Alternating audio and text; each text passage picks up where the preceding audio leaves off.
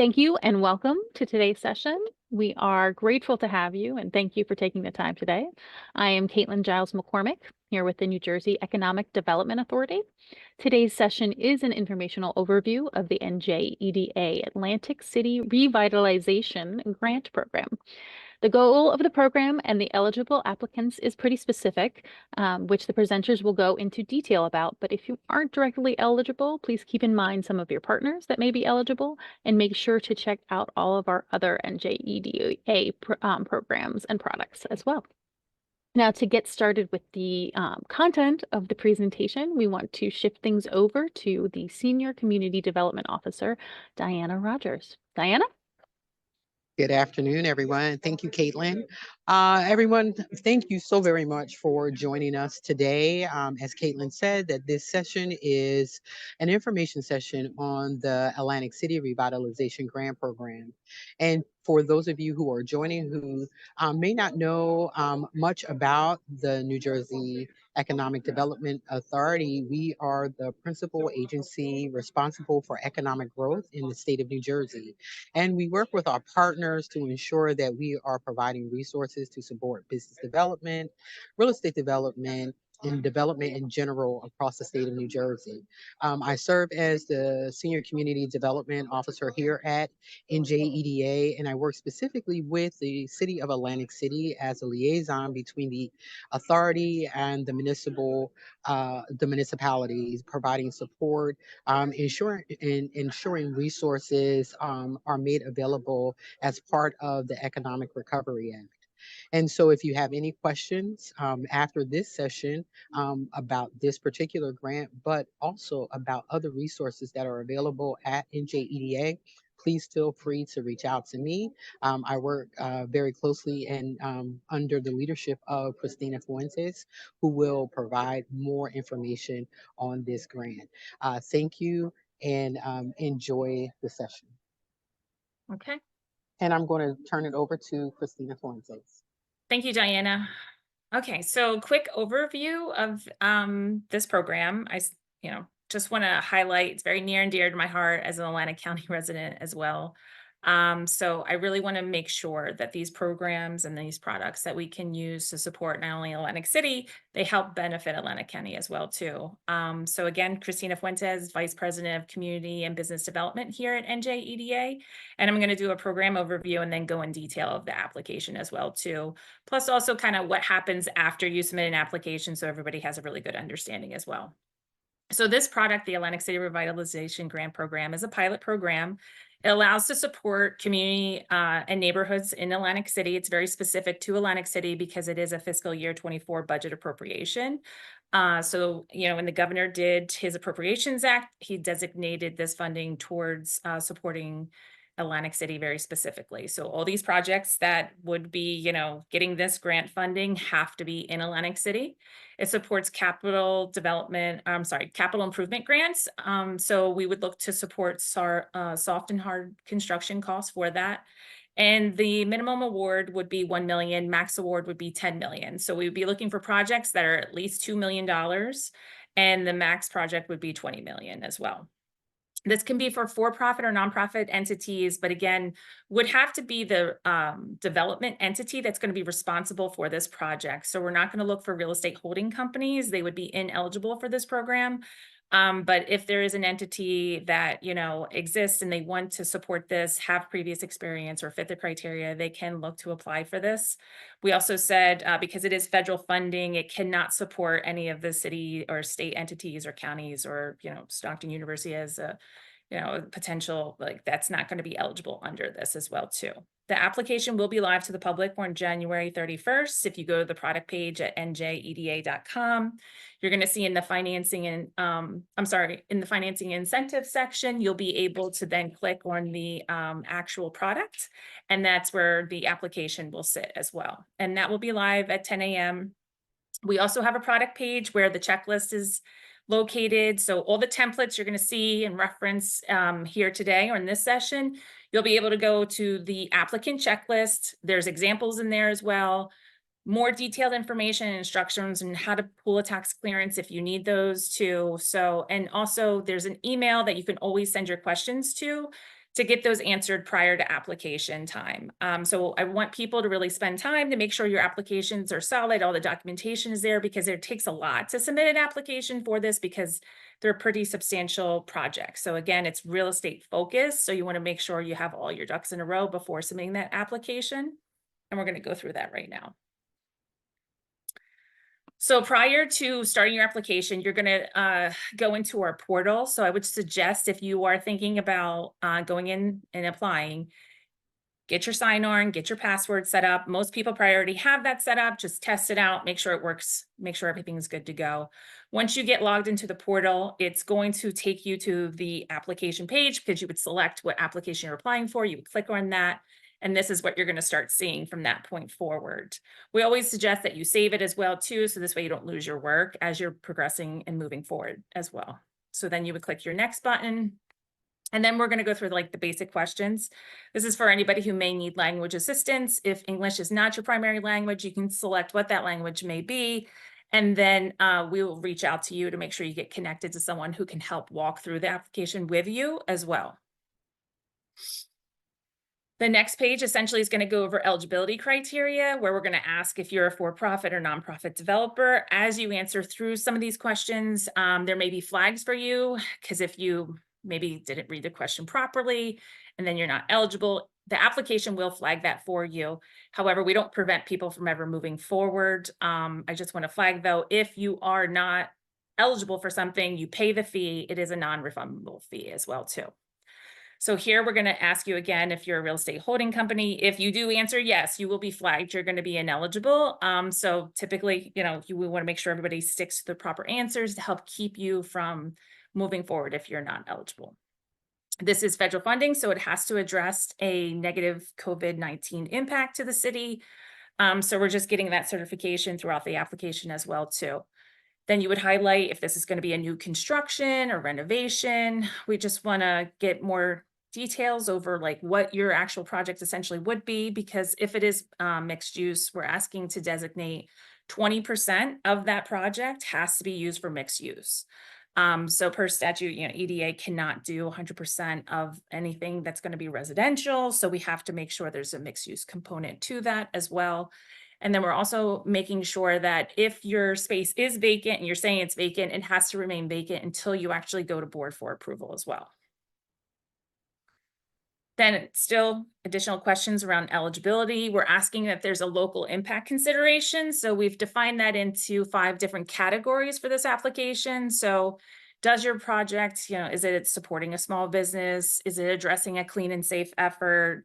Is it addressing a food insecurity effort, downtown vitality, and job and office space creation? These are very broad. You can select more than one, but you have to select at least one.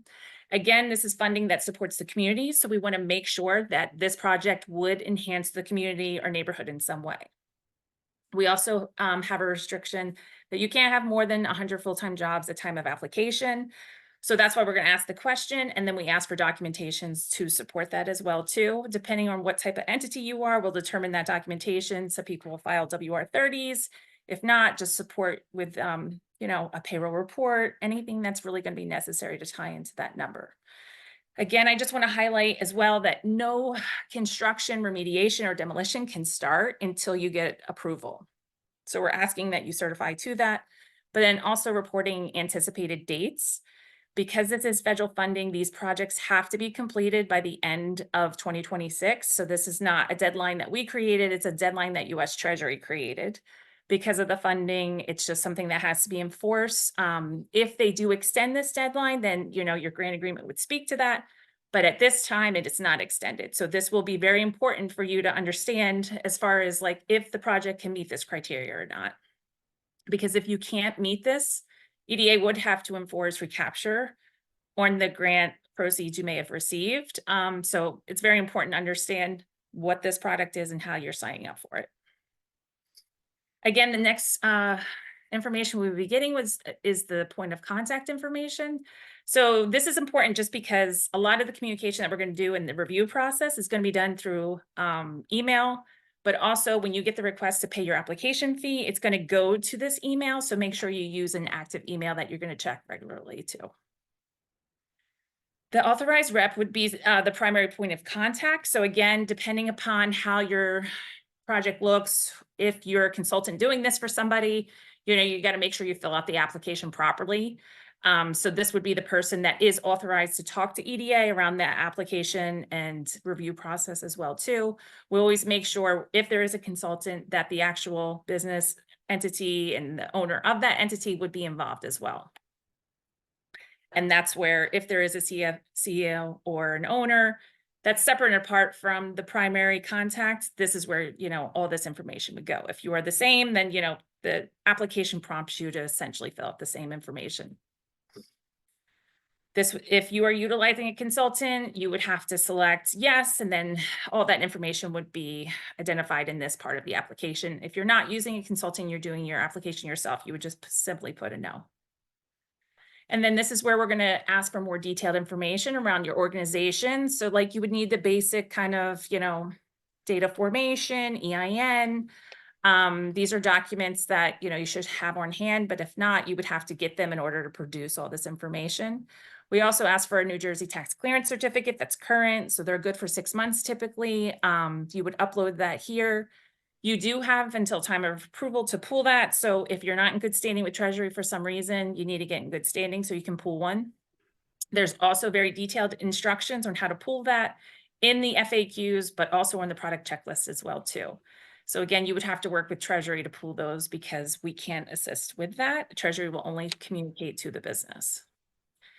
There's also questions around a religious activity questionnaire. If you select yes to that question, you would have to fill this because it is federal funding. There's also one for lobbying as well too, because again, it's tied to the funding. There's a cannabis questionnaire. So this is for any businesses that may be considered cannabis licenses or even thinking about becoming a licensee of the CRC. So essentially, the way the legislation is written, it really prohibits cannabis licensees or businesses that are looking to pursue a license from getting incentives. So if this is, a category you're thinking about of essentially going into this type of industry or business, you wouldn't be eligible for this. If you have a different entity that is separate and apart from cannabis, meanwhile, you have a whole different line of work where you do have a cannabis business, again, just keep them very separate and apart from this application and make sure, this wouldn't be something that is going into that specific industry. This is where we're going to ask for your general overview of the project. So this is around the location. The zip codes are very specific to Atlantic City because the funding has to be in Atlantic City. You can add additional block and lots if you need it, but you would just input the actual address of the project and where it's going to be located in Atlantic City. Then we're going to ask for very specific and as much as you can actually describe your project, that's where you would do it here. We're asking that you can upload that information. Most people are going to want to type it outside in a Word doc and then you can upload it. But there's very specific criteria and a narrative of like what that should read and how you're addressing, the improvement of this, how it's, helping the impact of the community. You want to make sure you're highlighting, how you're really improving the city as well too. As we know, COVID really hit a lot of our cities in a major way, but also the long-term impact of the success of the neighborhood as well too. And then based upon your local impact considerations that you selected previously, how is this project really supporting and addressing those needs as well too? So if you are a small business and you're looking to expand, how are you supporting the community in that efforts? Most likely you're hiring some local, people that want to work as well too. So all those things are really going to tie into your application. You can also feel free to upload any type of documentation that really supports into that. If you have, something that you're hosting, if you're a small business and you're looking to expand and, you're do anything to really support the community in a different impactful way, you can also provide that as well too. This is where your budget's going to come into play. So we're going to ask you again, upload your budgets, very detailed, make sure you're using a New Jersey Public Works contractor. It's federal funding, so prevailing wage, anything from EDA is going to apply. So you got to make sure the contractor's familiar with prevailing wage as well too. So just make sure that's something as you're working through estimates and construction and details or numbers, make sure they understand what that means, because at the end of the day, you as the grantee, and if you do receive an award, your grant essentially would be held up if they're not complying with paying prevailing wage or supplying the documentation to EDA. So we have a compliance team that is here that will enforce this. So it's very important that the contractor understands what they're signing up for, because it's affirmative action documentation and certified payrolls that they have to upload into our portal.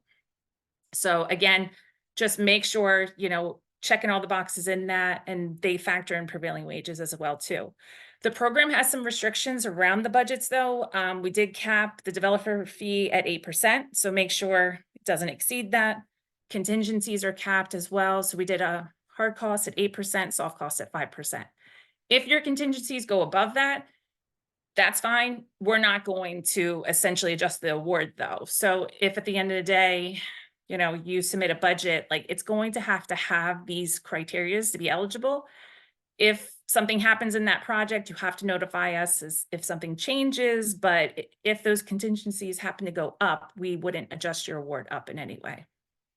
And again, we would cover up to 50% of the total project cost. So we would look at the total project cost, 50% of that. It's all going to be based upon other previous received funding as well too. So that's why we say up to 50%, because if you potentially did receive other sources, we have to look at duplication of benefits to make sure there's no overlap. So we'll cover through that as well too, but I just want to highlight that's why it says up to 50, because the 50% isn't guaranteed if you got other resources. So this is where we cover also your other funding sources as well. There's a template where we're going to ask you to identify all your sources, all the uses. They have to tie out, but then we're also going to look at how your request ties into that as well too. This is a template we've provided. It's in the checklist too, so you can look at it now. There's comments in there, so you can look to that for guidance if you need it. But also if you have questions, just feel free to reach out as well too. Again, your project schedule is going to have to highlight that you can finish this by the end of 2026 as well. If, for example, there's exemptions on team capacity and experience, if you are addressing a food insecurity, so for example, smaller market operator wants to look to do an expansion, or you're a small business owner, you're exempt from this experience. But if you do not check those boxes, you will get this question. If you've checked those 2 boxes, you won't get this question. So in this question, we're asking for 3 previous projects as well that would be of similar size and scope, to essentially just provide that information and demonstrate you have the capacity to do this as well. This would essentially cover any type of, if you have to own the site and have site control in order to move forward and be eligible for this program. So this is where you would upload that documentation. If you own the site, you've bought it, you have a deed, or you potentially have an executed purchase and sale agreement. If you're leasing it, this is where you would upload your executed lease. Has to be executed by both parties, right? So we're looking for landlord and tenant in that, but it's demonstrating that you have site control 5 years beyond the project completion as well. Again, super important to show you have that control because of that, but also there's a deed restriction that's going to be filed on this property as well, because it's a substantial grant, federal funding. And we also want to make sure the benefit to that community remains there for at least 5 years. That's why the deed restriction is going to be filed. It's really to help to ensure that the money is staying there to help the community. So with that, we did, the checklist has an example. So if there is a landlord, they're going to have to agree to this deed restriction. That template is on the checklist as well if you need it ahead of time. This is just checking the box for prevailing wage and affirmative action. Again, it will be enforced. So we just want to make sure everybody understands that. Duplication of benefits would be addressed here. So this is where you're going to supply anything you may have received towards this project. A duplication of benefits occurs though if it's within the same use and same time. So you just got to make sure if you did receive something to support this project, again, it would have to be something focused on hard and soft construction costs, because that's what this program's eligible for. You would just report out any of that. If you received a loan like that, you do have to report loans as well too. So it doesn't hurt you to provide more information. It helps, because we would be working through that as well too. We also check databases on the federal side to make sure there is no duplication of benefits. But also I want to highlight, if anybody is looking that, essentially applied for the NJEDA art program for the real estate side, you are not eligible for this program, because that would induce essentially a duplication of benefits. So anybody who's pursued that product and gets an award would not be eligible for this as well.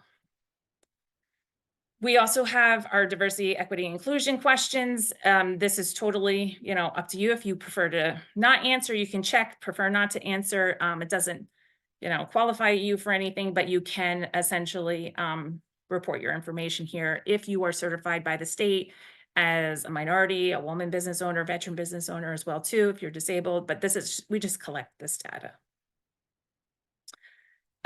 Again, this would be essentially making sure the person that's signing off on this application actually has the ability to do that. So that's where we ask for the representation, depending upon what type of applicant and business entity this is.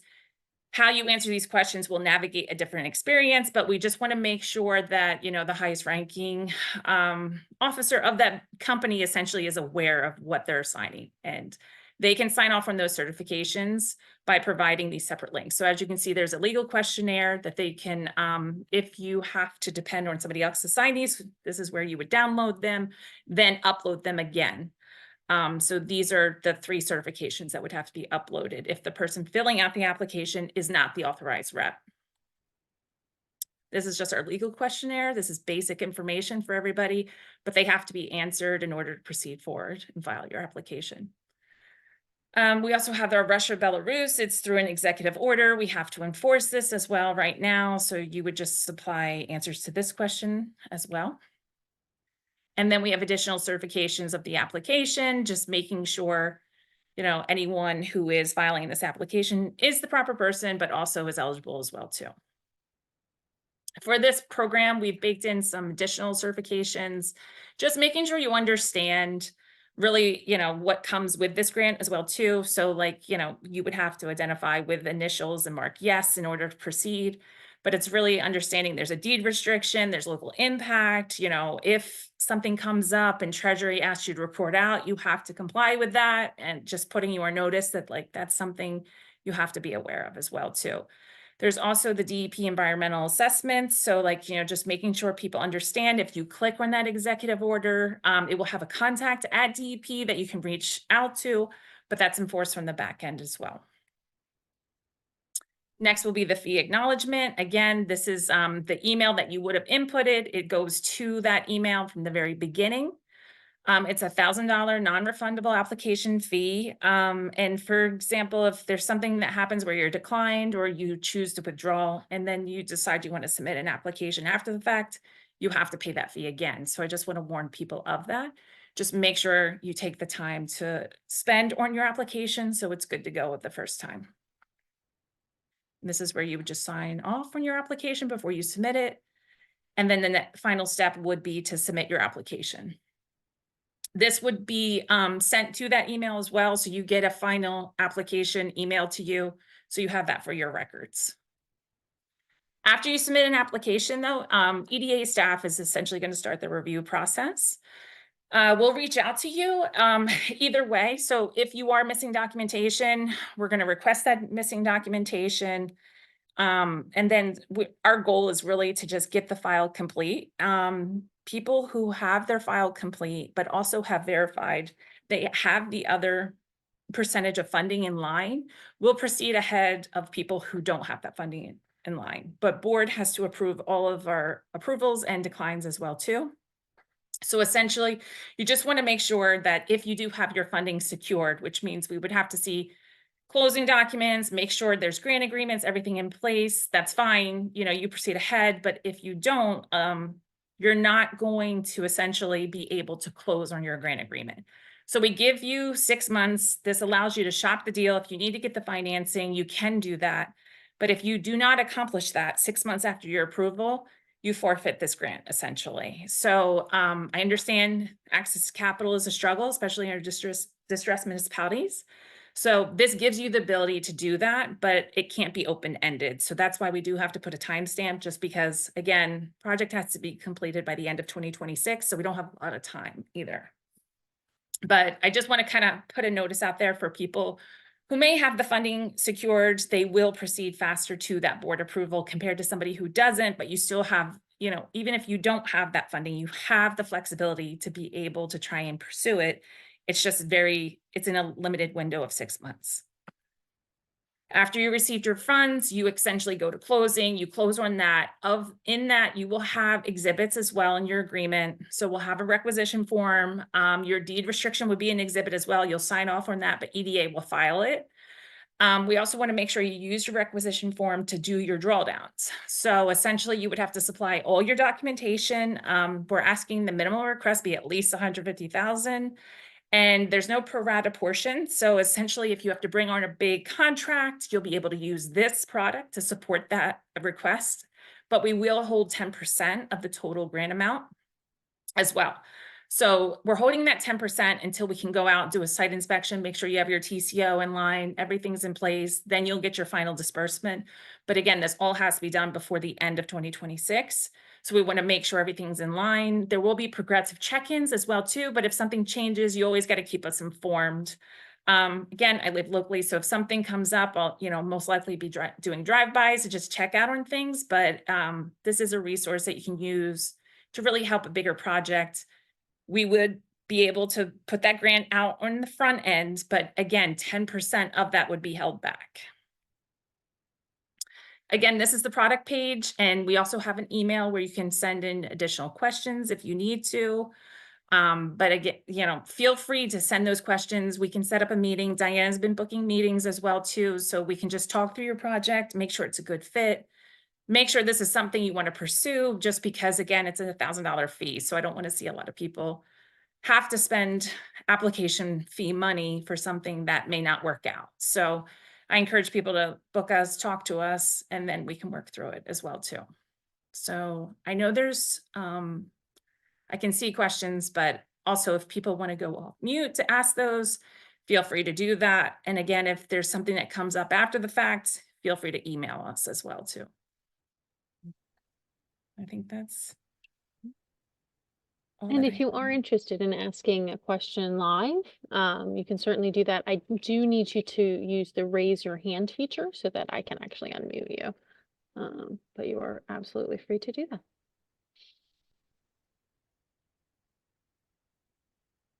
All right, we do have some folks raising their hands. All right, so I've got David Moss. You should be able to unmute yourself. So go ahead and ask your question. Hello, could you hear me okay? Yep. So yeah, my question is, are they looking for more something on the entertainment side of business, geared towards the boardwalk, or more towards like business, retail, pizza, restaurant? Is there anything they're looking for in particular? There's nothing that's really specific what we're looking for. It's just really how do we support the community in those projects, right? So it just has to tie into the community in some way, just because of the funding and how it's classified as revenue replacement. So, we just want to make sure when you're filling out your application, if that's the case, then address the community need to that.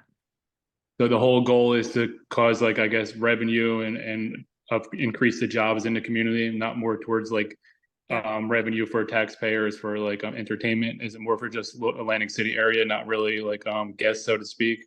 Yeah, exactly. It's more how does, as we know, we're going to have visitors that come and go, but it's how does the community benefit from that long term, So Yeah, Atlantic City has two sides. You have the entertainment boardwalk side and the actual, the housing development area. So I guess it's more towards that, I guess. I mean, there's also mixed use, which essentially could be residential with a piece of commercial to it as well. That it's pretty broad. So it's pretty broad. I guess they're looking for kind of open to see what ideas are out there. And also, is it new construction or rehab is acceptable as far as the placing of the building? Yeah, placement of the both are building, excuse me. eligible. Yep, if it's vacant, though, it has to remain vacant until you get your approval, and then new construction's allowed as well. Okay, and is it acceptable to have a couple different businesses? Say it's like a new construction building, we have like another business in the back end and like a storefront, something like that. Is that possible? Yeah, that's fine. Yeah, I mean, you as the applying entity would have multiple tenants essentially, or are you condoing it out? How? I mean, Yeah, like so those. basically kind of what, because I have a couple of businesses right now, so I was looking to possibly do it for the business I have now, but put another business in the back end of it inside the one building. Is that kind of what you mean? Yeah, so I mean, just remember that applying entity that gets the grant, right? So like, when you're answering those questions around the application, it's to the entity that's applying for these funds because that's the entity on the hook for it, right? So like and I don't know how your setup is, and I'm happy to talk through some of the, because we would look for formation docs to the applying entity, making sure everything's in line and and then whoever your tenant is can be separate and apart from that. We're Sure, not. exactly. Yeah, because I have an existing entity in New Jersey for over 15 years that I was going to try to use as the main, but Okay. then maybe form a new LLC for the back business if that's possible during the process. Yeah, I mean, we don't prohibit that. Just make sure the entity you have is not a real estate holding company. No, definitely not. It's definitely not Okay. real estate. Yeah. Yep, All I right. can work with that. Okay, great. I don't want to take up too much of your time. Is it possibly somebody can call somebody on the phone and talk further? So it's me and Diana. So just send an email here to this Atlantic City Revitalization, NJEDA.com, and we're the Oh. two that check that inbox. You know what I mean? So Yeah, exactly. when you send it there, just make sure you put like some dates and times you're free to talk, and then we'll book a Teams meeting with you. Perfect. I just want to keep some things confidential, so I just want to make sure Yeah, it's like no, a of private course. meeting with just you guys, So. Yep, that makes All right. sense. Yep. Excellent. Thank you. Looking forward to talking to you guys. Okay, sounds good. Caitlin, is there somebody else? Because I can't see. Yes, yes, go ahead. Ted Maddox, you should be able to unmute yourself and go ahead and Hi, ask your yeah. question. So can you hear me okay? Yes. Yes. Okay, so great. I'm a senior director at the Boys and Girls Club of Atlantic City. And as we sort of serve the underserved community, if you will, in terms of, providing students with opportunities that they normally wouldn't have access to after school programs, as well as STEM programming and some other things. My question is this, is that, my first question was essentially that do not-for-profits also are on the hook for the $1,000 application fee? Yes, they are. Sorry. Yeah.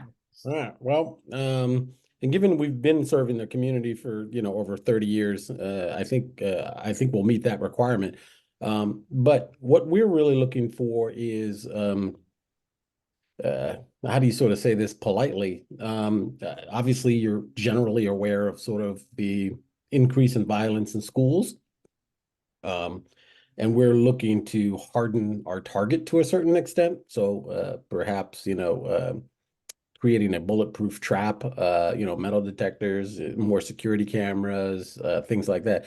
Would those types of things be sort of eligible for building improvements?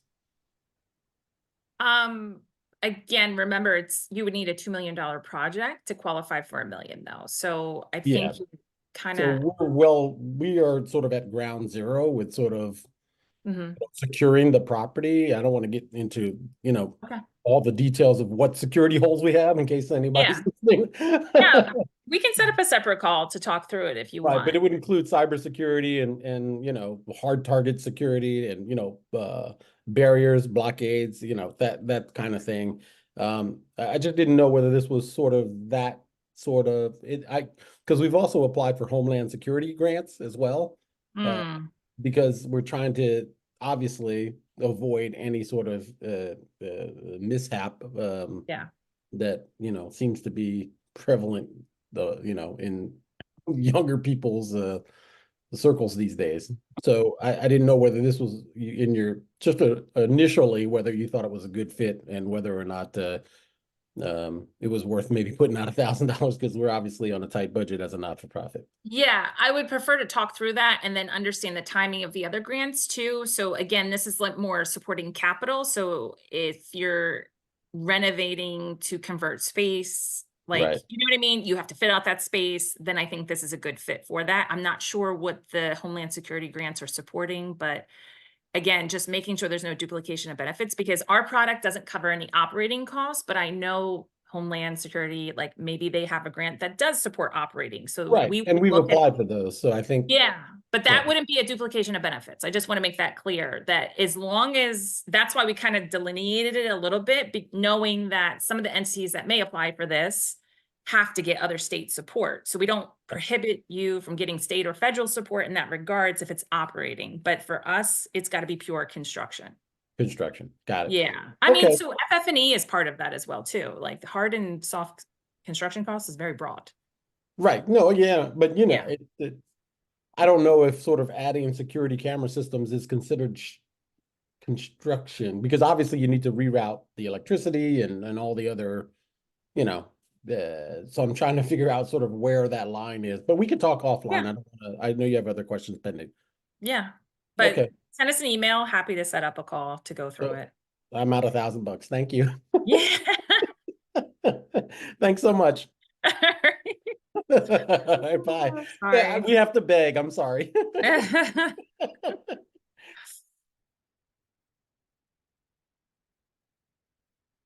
We also have Thomas register. Go ahead and ask your question. Yes, can you hear me? Yes, we can. Okay, I have actually two questions. Funding, you said it's for profit and nonprofit. Would that fall under college and institutions, or colleges are not eligible? Colleges are not eligible for this one. They're not eligible. Yeah. And my second question is the approval. Is it 2 weeks after the application? Is the turnaround time for notice on the No. approval? No. Yeah, so these are going to be, we'll reach out to you to work through. So odds are something may be missing, right? So we'll reach out and say, we need this information. But all these approvals are done through our board meetings, which are held once a month, right? Then after board approval, there's a 10-day governor veto period as well, too. So after that 10 days, then you're officially approved. You start your project from that point forward. So these approvals are probably going to take a little bit longer just because they're substantial grant sizes and they have to go to our board as well.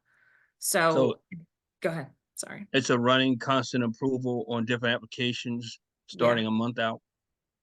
Yes. Yeah. So we'll open up the window on the 31st. Odds, I mean, it'd be kind of hard to have everything ready to go by the 31st on a big project like this, is my guess. So I want people to be able to have the time to like work on their application, have their documents in a line, submit them, and then we can work to that. But our next board is like February 7th. So it's not even like all my documents and everything would have had to been done a month prior. So first award couldn't even go till March board essentially. But we would work with you on that. Like we would let you know, okay, everything's in line, you're proceeding to this board. You know what I mean? Like you would be informed of that. Are we able to be present at the board meetings? That would be nice, but You could call in. Yeah. would. We're in person now in Trenton. So all our boards, you can show up if you want to. Yeah. Awesome. Thank Yeah. you. Sure.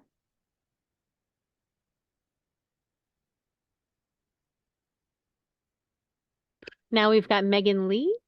Go ahead. Hi, my name is Megan. I'm from Covenant House, New Jersey. We have we are a statewide nonprofit, and so across the state we have more than 100 employees, but we have less than 100 employees that work in our Atlantic City project and where the project would be targeted. Would we still qualify? Yeah, I was trying to answer that in the chat. I'm sorry. So it's complicated because we look at the statewide. So if you have one entity as a nonprofit, which is Covenant House, we would look statewide. And I don't know how you're like, I don't know if you break it out, if your locations are separate entities. Like sometimes there's one big umbrella of a nonprofit and then there's separate entities. But if you didn't do it like that and all you have is over 100, you would be ineligible. Okay, thank you. Yeah. All right, now we have Pedro. Go ahead and unmute yourself.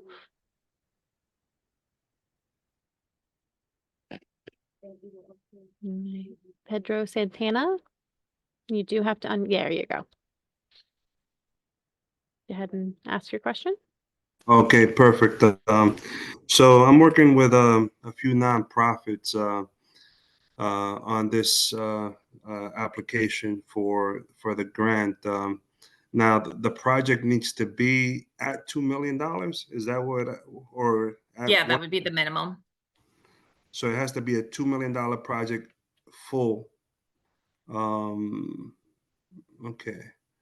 And The minimum award is $1 million. So in the order to minimum get award there, is yeah. $1 million. So then the actual organizations would have to have $1 million towards supporting a $2 million renovation. Yep. Yeah. Okay. I appreciate it. Thank you. Mhm.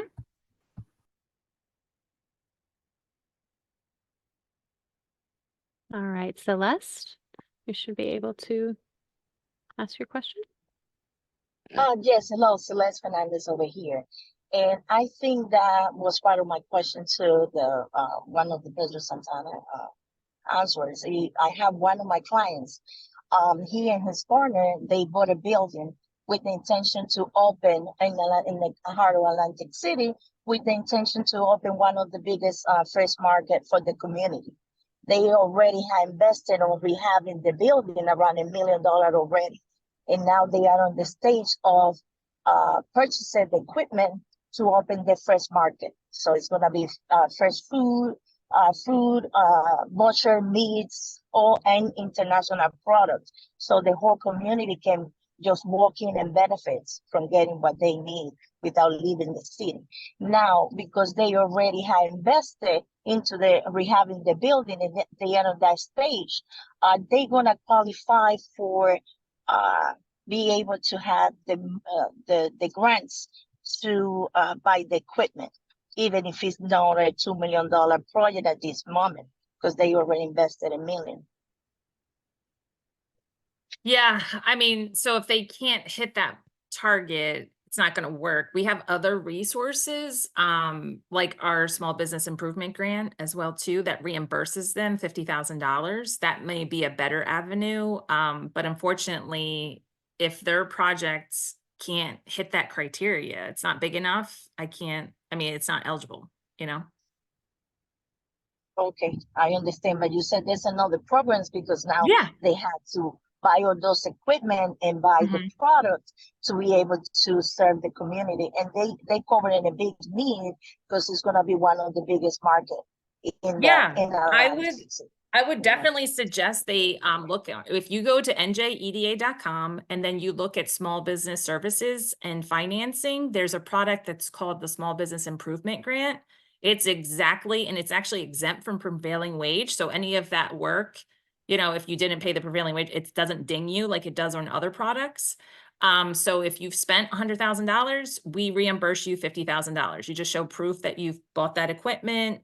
It's paid for, and then we reimburse you. So that product is still open. We're taking applications. We're actually up to date on those applications too, but we also, have other loan resources if other people are looking to buy buildings, because this grant doesn't support acquisition. But if somebody wants to expand and buy a building, we have loan products for that. We have a working capital loan through our New Jersey Capital Access Fund. So I recommend people, check out our website on the services that we have, because if they're on the website, they're open and you can apply for them. Yes, thank you. I've been working with Warren and Miss Ayana also to help the small business. Yeah. Thank you. Good. And we did just drop a link to the Small Business Improvement Grant direct webpage in the chat for anybody who's interested in that. And it looks like that's it for the live questions. But nope, Robert Dell just popped up. So go ahead and Robert, you should unmute yourself first and go ahead and ask your question. You do have to unmute yourself on your end. There you go. Hi, sorry. Yes, I was driving. I had a quick question. How big is the actual fund of this program? Like, how many applications do you expect versus like the approval kind of rate? I'm just out of curiosity. Sure. We have 19,650,000 allocated towards this. So it really just depends on the type of projects that we get in, Okay, awesome. And so could you just help me understand the 2 million minimum project? The building has to already be kind of acquired by the operating entity, correct? Or Yes, could it yeah. be under contract, or how does that exist? If, as long as they're Yes, it executed can be under agreement. contract. Yep, it can be under contract, but it has to be executed when you apply. We're going to ask for those executed agreements. So they have to be signed by both parties. That's what we're going to look for. We're going to make sure, you know, because the reason we're enforcing that is because site control is so important for your time frame. As you know, a lot can happen in an acquisition, a lot of fallout can happen, but because we're so time stamped with this end of 2026, we got to make sure like site control isn't a hurdle for you. And that's why, because as we all saw with COVID, right, there's a lot of delays as far as like just supplies and just, you know, getting workers too. So like we just want to make sure some of those hurdles are gone, just that everybody can hit that 2026 timeframe. That's the reason we ask for acquisition to be tied up, you know, and done. Okay, if so to elaborate you've on done that, say you're the fine. Sorry. okay, so it just out of kind of like a little clarity for me. If the Mhm. whole project was $1 million acquisition and $1 million in construction, and we put the property under contract, say for 120 days, do you think that's enough? Would that kind of fit it? And we had a bank come in and lend on the property, and then we used the grant for construction. Would a loan structure like that work, or not really? So my only concern is you said $1 million was for acquisition and $1 million's for construction. So your 2 million needs to be for straight construction, hard and soft costs together to be eligible. Okay, gotcha. Okay. So it could be a $3 million project at $1 million plus the bank lends. The bank can lend $1 million, and then the grant comes in at the other $1 million. Yes, exactly. Yeah. Okay. All right. That was just little. I You never would did one of these report before. that bank loan too as well, or duplication of benefits, like loans, just make sure you put it out there. So we're checking the box to make it clear that you have a loan, but it's not supporting this factor. You know what I mean? We're just carving that out. Gotcha. Okay. So that makes sense. And I think that's probably the only question that I had. I was just kind of concerned how that loan could kind of be the loan and acquisition and grant could kind of all be structured. So that makes sense. Yep. Okay, cool. And it's also, I mean, it's kind of a tool as well to support if you have to shop for financing, like you would have essentially an approval from our board that says you could have this, and then allows you to then get additional support for shopping around the deal if you need to. So let's say you have a gap or something like that, you would disclose that and we would understand that. Your approval would still move forward, and then you get that 6 months to really solidify any additional gaps you may have.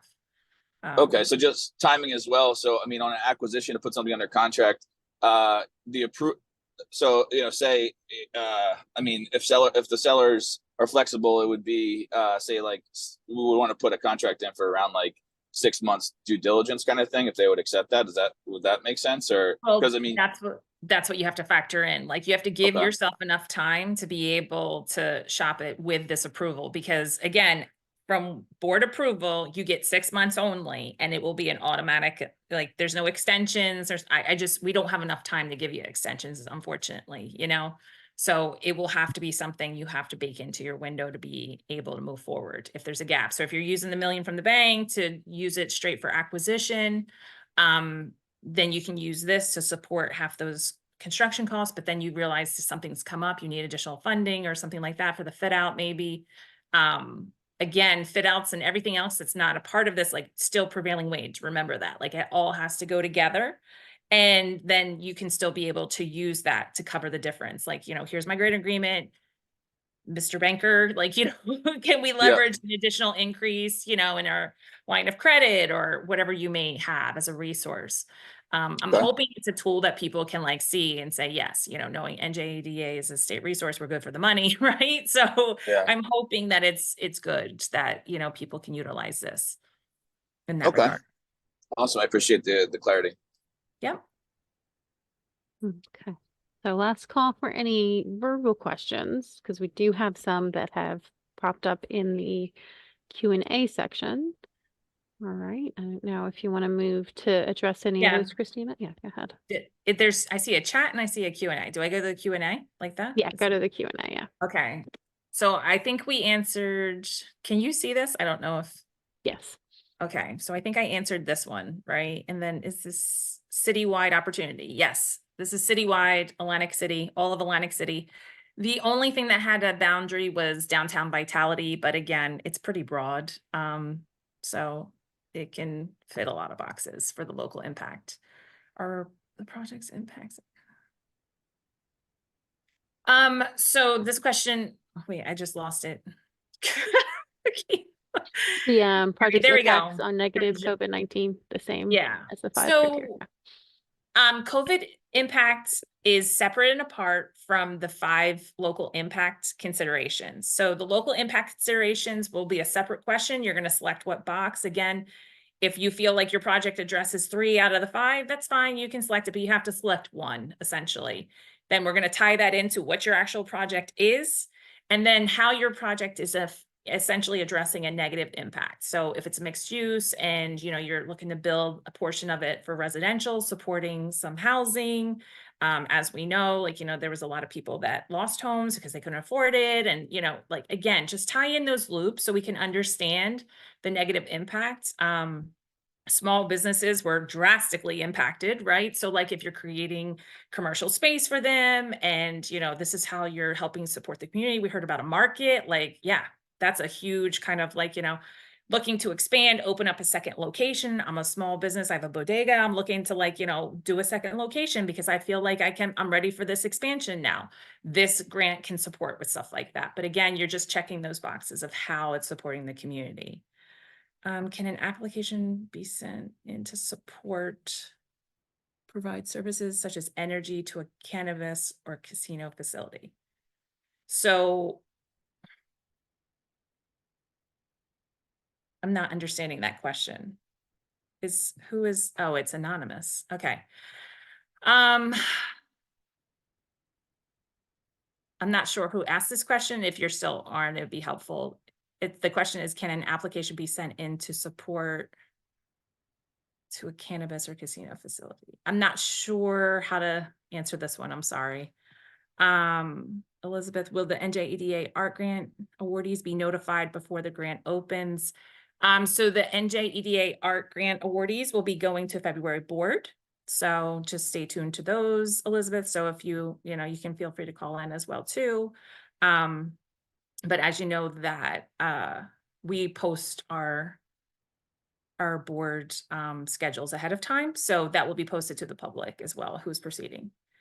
Would a broadband project qualify that provides low cost for? The main cost would be installation of nodes on properties. I would prefer to talk through this one to understand where the real estate, the hard and soft cost is coming into play. So John Hoofus, I'm sorry if I butchered that last name. Feel free to reach out so we can schedule a meeting to talk about that. Can part of the grant be used for property acquisition? No, it cannot. It has to be straight, hard and soft construction costs only, please. Can funding be applied to develop? Sorry, it moved again. To develop a mutual cooperative housing project. Potential. Jacques, Diana, so feel free to book Diana and I to talk about all these questions that you have. That's an interesting concept. I would like to talk through that a little bit more, but something we can talk through.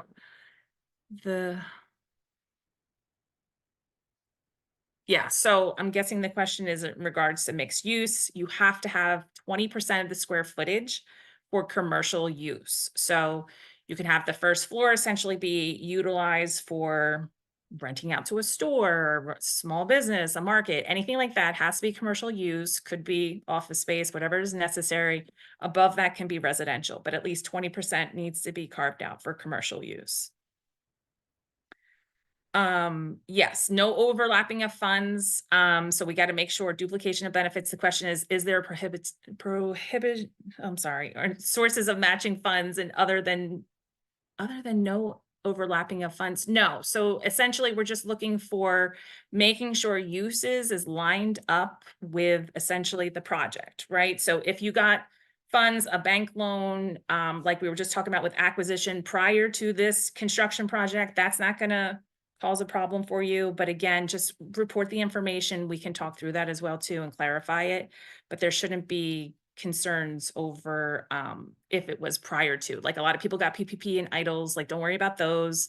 If you went to the county or city and got additional support though, please like make sure you report that information just so we can talk through it to make sure you're good to go. But this construction project should be supported by this project and this funding source holistically.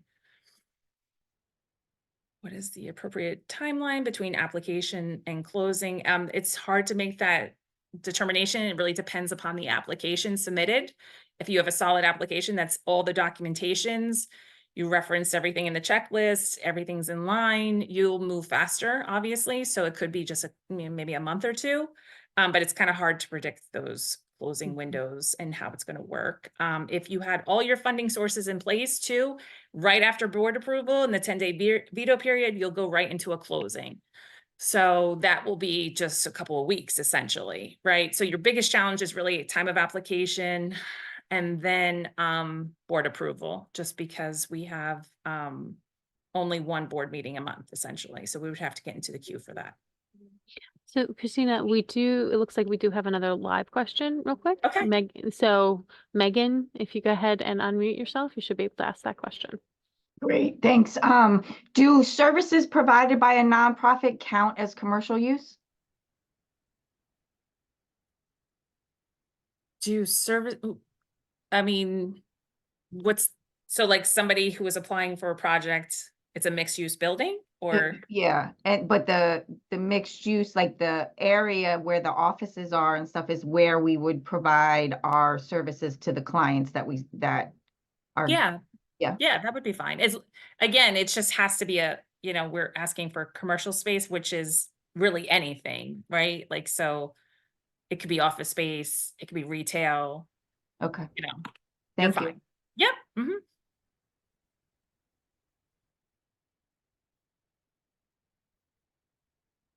We have another question of, would the organization have to have the remaining 50% in funding secured prior to the start of renovation?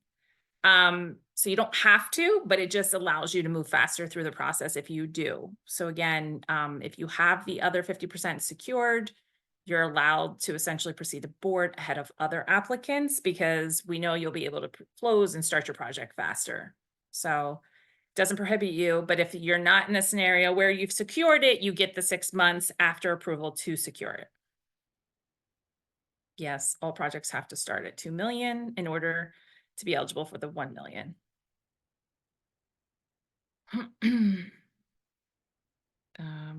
Application fees are per statute in legislation. So EDA, we just don't pick the fees ourselves. So unfortunately, the $1,000 is there. So I can't lift that. How long do you believe funds will be available, or basically what is the total available for? So it's really hard for me to predict how many people are going to be applying and when they're going to be applying, but we would keep people informed as far as when we get their application. If there's, we know we went to board, there's only a couple million left. We know you need that couple million, like we would let you know ahead of time you're in a queue and, there's other applicants as well. So again, completed applications is really the trigger on how you proceed to board. So the more complete your application is, the less review time we have to do, allows you to move faster. Can the equity in the real estate go towards the 2 million? No. Nope. Charter schools would not be eligible.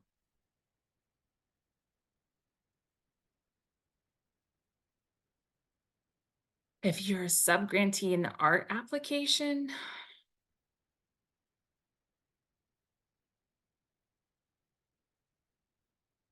so it's art real estate, Samantha, not art public activation. That's ineligible. So just remember that there's a delineation between the two. If there are two adjacent sites, would you consider? So again, it depends on your project. If you have site control over those two adjacent sites, and that's one holistic project, that can be an application. You would just have to make sure it's reflected properly in that application. All the block and lots are identified. Just make sure you speak to that holistically in your application.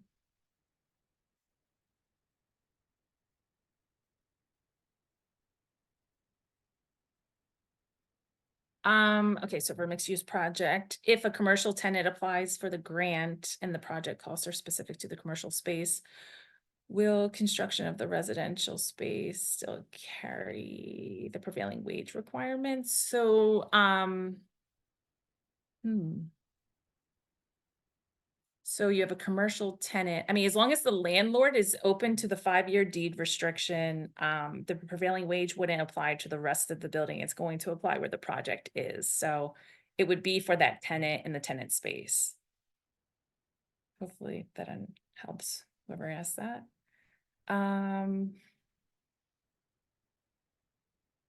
Yes, you can apply for this. If you applied for the art real estate and you didn't receive that award, you would still be able to apply for this as long as you fit the criteria. So local property acquisition grant and this grant are both federal programs. So we don't prohibit you and say that you can't apply for other programs.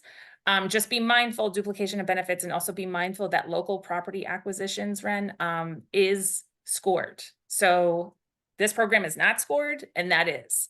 So it's a competitive process for the other program, which may have timing concerns. So just be mindful of that. You're going to have 2 different paths of an approval. So just make sure that like the timing of the project can work utilizing 2 resources and there's no overlap or duplication of benefits. And then Christina, we do have, looks like Robert Adele is looking to ask another question. Okay. Yes, just one more question about the prevailing wages. How does is that for the whole entire project? Anything on the construction related to the project? So it's going to depend how your application comes through. One of the questions from an anonymous person was around just the commercial space, it looked like. But if your whole project is like a whole building, essentially, then it ties to the building, right? So it really depends on how you present the project. So it's kind of hard to. So I mean, the grant money plus any construction money from a bank that would be on the deal, all the construction money would have to be prevailing wages? Yeah. Yes. Okay. Because I was doing something before where some of the government money on a property, I think it was like a 504C loan or something, that they were saying certain parts had to be prevailing and the other money didn't have to be prevailing. So it kind of got confusing. The project never went through, but that was just some of the preliminary talks. But I don't know. I know there's a lot of rules and regulations. I just wanted to make sure that that was right.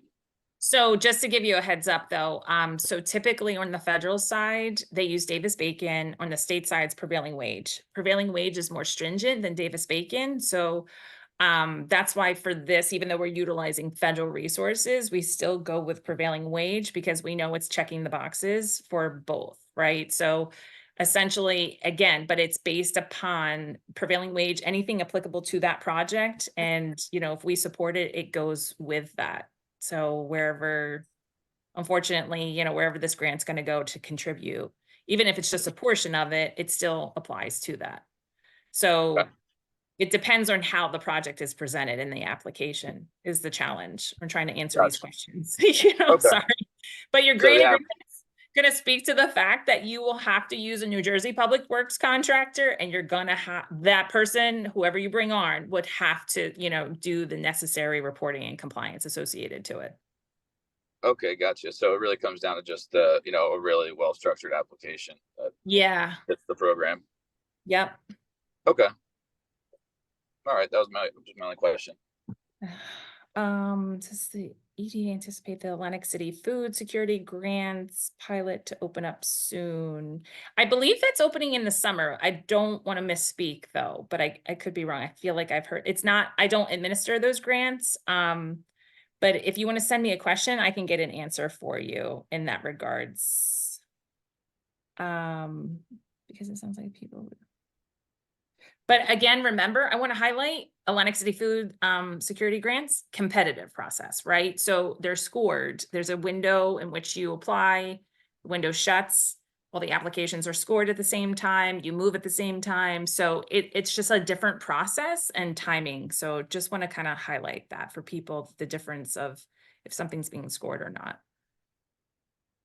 Can you provide the link to complete the application? It is not open. It will open on the 31st at 10 a.m. and it will be on the project page for this product. So again, if you go to NJEDA.com, select the financing incentives, it's in the middle column, Atlantic City Revitalization Grant. You click on that and the link will be right there. Is paid parking considered commercial use? Yeah, I mean, I don't see why not. It's, you know, it's gonna be something. The only problem is the square footage. I don't know how you're gonna carve that out from a building. We're looking for more of like your building. This person's aren't be helpful to talk through this. We would look more for commercial use in regards of like, if you're picking up a building, you've acquired it, you need to make renovations to it, carving out 20% of the usable square footage for that in addition to this. So like, we want to make sure that like you didn't just put a residential building and it has a commercial space, a commercial parking lot tied to it. So just need to talk through those a little bit more just so you understand like what we would need for that full project to fit the criteria. ND is 2026 of the project, no extensions. That's correct, unfortunately. The only extension will come into play is if US Treasury decides that they will grant those extensions. There will be language in your grant agreement that allows us to be able to just do that without doing a modification though. If it cannot get approved by board by a reasonable time frame. I don't see that being the challenge in the beginning. Again, it's 19 million, so it really depends on the queue, but your project timeframe and scope, really just be mindful of that timeframe of 2026, when you need to get to board and how you move. So like, you know, we just started 2024, so there is some time, but if you're looking, you know, if this funding can last, I'm not sure, I can't really predict these projects that are going to come through, but if the funding can last and we're like, let's say it's 2025 and you're talking about doing new construction, odds are that's not going to work just because in Atlantic City, you know, you have DEP approval processes that potentially, depending on where the location, if you need a CAFRA, it's going to take some time as well too. So just things to kind of like work out, like, you need to talk to DEP if you're doing new construction. You need to make sure like, you know, all those boxes can get checked off in an appropriate time. It's first come, first serve based on completed applications. And again, if you secured your other percentage of funding, you do move ahead as well too. And we already said the charter schools would not be eligible for this. And services provided by a nonprofit. Yes, commercial, based upon that question. And I think that's it, Caitlin. I got through them. Nice job. Very good. Sorry. Thanks for taking a couple extra minutes over the 1 Okay. o'clock end time. And we'll make sure we get this recording up as soon as possible. Sometimes it does take a little processing time on YouTube, but it will be up shortly. Thank you everyone for joining and working through the questions as well too. And again, just feel free to send an email so we can talk to you if you have additional questions.